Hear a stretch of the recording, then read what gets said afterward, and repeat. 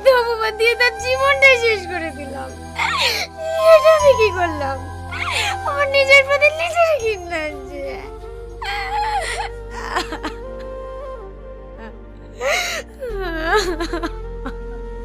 তুই কাঁদিস না, একটু শান্ত হ, সব ঠিক হয়ে যাবে।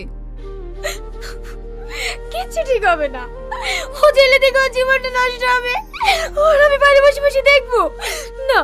আমি এক্ষুনি যাবো। তুই কোথায় যাবি?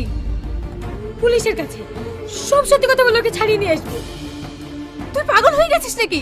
এই মুহূর্তে যদি সত্যি কথা বলে টনিকে ছাড়িয়ে নিয়ে আসিস, তাহলে তো সারা জীবনের মতো টনির কাছে ঘৃণার পাত্রী হয়ে যাবি। তাহলে এখন আমি কি করব? আমার কথা শোন, দেখ, তুই যদি এখন টনিকে ভালোবাসার কথা বলে ছাড়িয়ে আনতে যাস, তাহলে টনি সব থেকে বেশি ঘৃণা তোকে করবে। কারণ ও ভাববে স্বার্থের জন্য তুই ওকে ছাড়িয়েছিস। তুই ওকে ছাড়াবি, কিন্তু প্রেমিকা হিসাবে নয়, ভালো বন্ধু হিসাবে।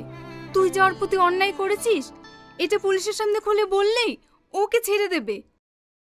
হ্যাঁ, আমি সব সত্যি কথা বলবো। ওকে ছেড়ে দেবি তো? হ্যাঁ, ছেড়ে দেবে, কিন্তু সঙ্গে করে কলেজের প্রিন্সিপালকে নিয়ে যাবি। ঠিক আছে, তাই নিয়ে যাবো। তুমি একটা স্টুডেন্ট হয়ে তোমার এরকম মাথায় কুবুদ্ধি আসে কি করে? সি, একটা ভালো ছেলে ভাড়া তো লজ্জা লাগেনি?